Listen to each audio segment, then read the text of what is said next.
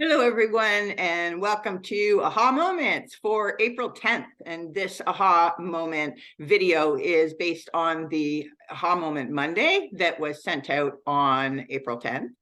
And if you want to get your aha moments in your inbox every Monday morning at 8 a.m. Eastern, then you can subscribe at jrang.com. And we look forward to your comments and your input on aha moments always. Aha moments are all about shifting perspective. So they're situations that you would encounter, people that you would encounter on a regular basis, on a daily basis, maybe even. And they're something that we take a second look at in order to empower ourselves moving forward. So rather than just accepting a situation or a perspective, then we look at it a little differently to move forward in a more positive direction. So anyway, let's get going. I'm going to call up the aha. So I'm going to read the aha so that we're all on the same page. We all have the same information, and then we'll unpack a few elements of it and see what's relevant for you. Okay, ready? This one is called tax. So where are you being taxed? Is it on your income, or perhaps you're handing over property taxes to your city or region? What about that pedicure, desk, or birthday gift you bought? Was tax added to that purchase, or is it buried like an import or manufacturing tax? Have you paid estate taxes, land transfer taxes, or carbon taxes? In brackets, the carbon tax on our home heating bill doubled this month, and we're charged a harmonized tax on the entire bill. So yes, tax on tax. In Canada, if you buy raw chicken and a big bottle of juice, there's no tax, yet they're considered groceries. But if you buy a prepared chicken and an individual serving of juice, they are taxed. And one of my earlier favorite wines from California is $15.50 a glass at the golf club, but I can purchase the same bottle at the source in California for $5. You've got it, all tax. Now, there's a reason for collecting pools of tax: to deliver services, education, garbage collection, healthcare, policing, road maintenance, governance, and so much more. But do you ever feel like you're overtaxed for the services that you receive? Now, what about the stuff that taxes you?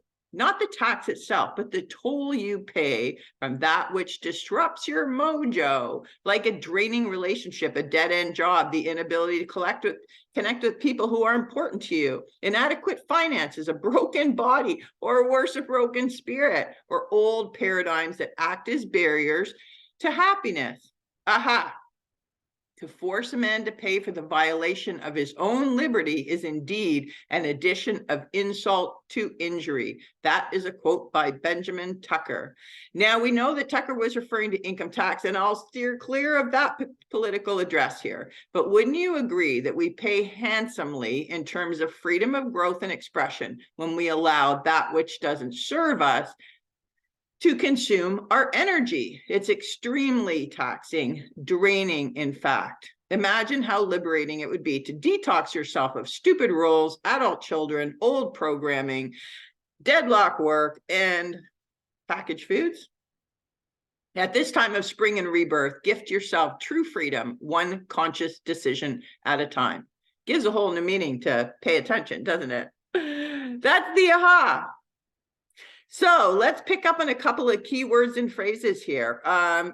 Liberating is a big one. Liberating is a big one because when we are taxed, there is an element of us that is either something that's being removed from us or something that has suppressed us. So whether we call it a tax or we say it's taxing to us to some degree, it implies that it somehow is deterring or taking away or removing or hindering. So when you look at your wage, for instance, and and the fact that there's a big gouge that comes out for income tax, I don't think to any degree that we look at tax and that we will disagree with tax being used in the right way, right? So if we look at, let's say I'm going to use property taxes, because if I'm going to pay any tax, it would be property taxes.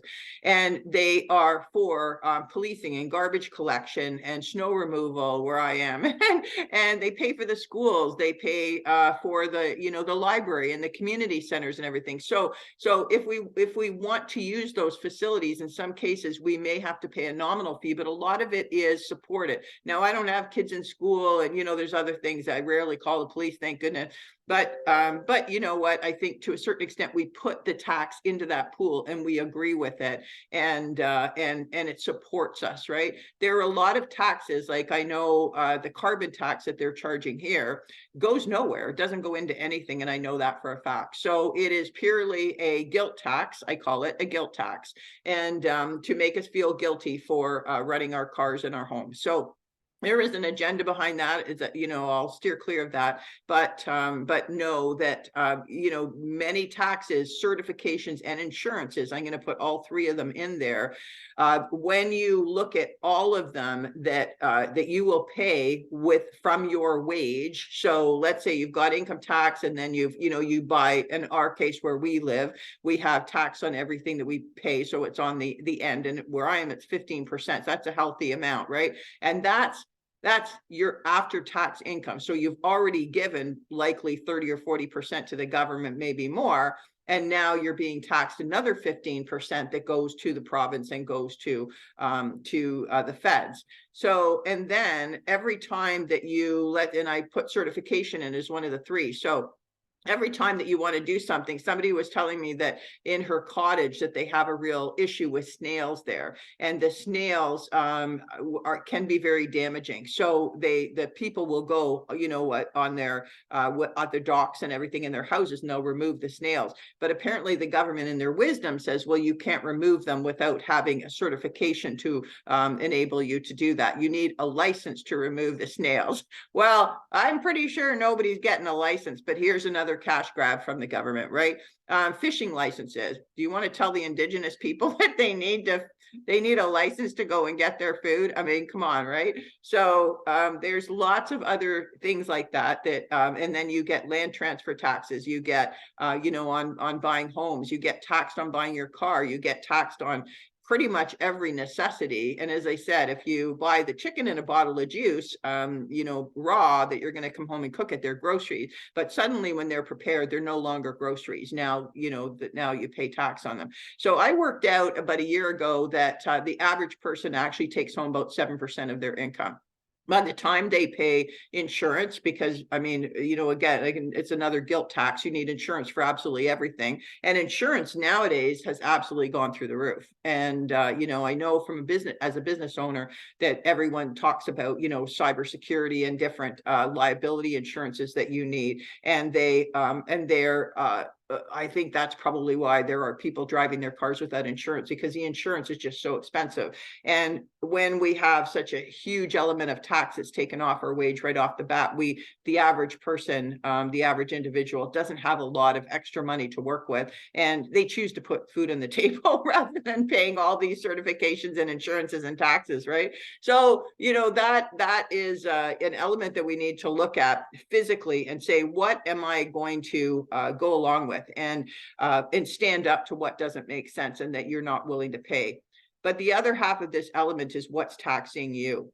And so is it, you know, I say toxic relationships, and in many cases, and I use the word adult children very specifically, because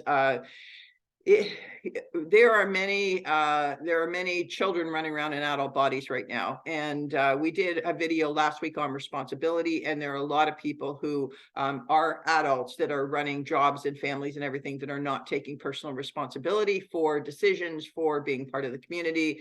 And that can be, you know, a very long discussion, as you can imagine.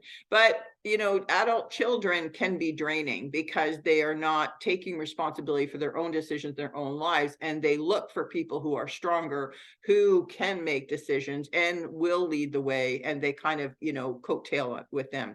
So adult children can be very draining, especially when it's your spouse and you're looking to them to be part of the relationship and you know, and kick in their side, right? So that's a big one. Toxic relationships, and I'm going to point to that as a self-sabotaging element. So toxic relationships I've been in them, I've seen people with them, we entertain them, in our lives to some degree. And in many cases we'll make excuses because it's just the way it is, or they are who they are, or you got to take the good with the bad, which is the way I was raised. And I accepted a lot of toxic relationships saying, well, they do have good sides and whatever, and we got to accept people, right? But when it comes to draining you, and when it comes to really taking away from your ability to be expressive and powerful and really live through live your dreams, right? Live your dreams. When it impacts that, then there's something wrong with that. So allowing everyone to be who they are and accepting everyone for who they are, absolutely. Absolutely. We're not here to change anyone. However, we are here to fulfill our own purpose. So if those individuals to some degree impact that, we need to look at that relationship and say, especially if it's family or somebody that's close to you, and you say, you know what, I love them because of who they are and what they mean to me in terms of our family dynamic, or maybe it's people on a committee, or maybe it's people at work, or you're going to always encounter a huge mix of people. Yes, accept them. But, I remember Bob Proctor used to say, just spend less time with them, just don't. And when you are with them, don't allow their stinking thinking, as Jason Christoph would say, don't allow their, stinking thinking or their attitude or their behavior or whatever to impact your behavior, your decision, your actions, right? So I think that's the difference. So taking a look at what is taxing you. Is it your own decisions? Many people, and I mean, again, I will wear this badge, or I did for a long time, that I was responsible for a lot, and I am still to this day. But it is some choices in some circumstances, choices that I made to remove myself from, relationships or situations. And yes, it meant, or people or things that just simply changed over the last few years. There was a lot of things that changed, and it just means I'm responsible for a lot right now. There's a difference between complaining about it and allowing it to be an excuse, and sabotaging yourself as a result, because that is victim mentality, right? You get into victim mentality and you are saying, I can't accomplish, or I can't do anything because all of this is weighing on me. And that's victim mentality, right? That's wearing the excuse. Not really the case. I know right now I have a lot of responsibility, and every once in a while I look at it and go, holy cow, I don't understand how one person's supposed to handle this. However, I go back to the gratitude of being healthy, and I know that I have support in many ways, and that everything is moving in a good direction. So it doesn't tax me the same way, because I don't feel victimized from it. I just feel like it is just part of where life is right now. So be careful when, if something is taxing you legitimately, that you look at it, whether it's a circumstance, whether it's an individual or a job or whatever, that you look at it and ask yourself, am I making conscious choices to stay in this toxic situation as a means of self-sabotage? Can I make a different choice? In many cases, people stay, especially in jobs, because they need the work, or they want the work, they like the income, or there's some kind of benefit that is good. And if that is enough so that you can go to work and feel whole and feel calm, and that you are serving, on purpose, and that it's not taxing you to a degree that you're going to get sick over it, then if that is the case, and that the good outweighs the bad, then great. If that is not the case, then we need to adult up and understand that staying in that toxic, job that is squashing our spirit, it doesn't give us joy or pleasure. It does bring an income, but there are lots of ways to make an income. So, we need to, again, kind of adult up there, right? And say, is it the decision I'm making, or is it, it probably is the decision you're making. I hate to say that, but it's true. Everything is a choice. So yes, we can excuse ourselves and say, I have that job because it's a great income and I need the income and everything. Yes, absolutely. I agree with you, and you will agree with you. But when we know, when we allow ourselves just to, poof, let that go and say, okay, I don't like that circumstance. It's really weighing me down. How great could I be? How happy could I be? And how much better could I serve in a position of employment or my own business where I am doing what I love with people who are supportive, and me supporting them in an environment that is all about growth and abundance. So, ask yourself that question. And you might not know where that job is or what it looks like right now. But when you set the intention that you're going to find that, nobody says you have to quit your job and all of a sudden, just jump ship. That's not the case. But the case is, do your best job while you are there, knowing full well that your next one that is going to absolutely empower you to know and bring you the income that you are looking for with the people that you deserve to hang with is right around the corner. Okay.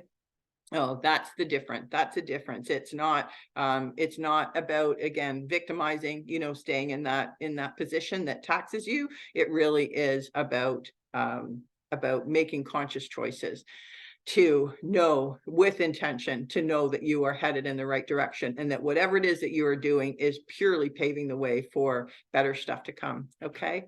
I hope you enjoyed that, but as I said, it gives a whole new meaning to pay attention, right? As always, succeed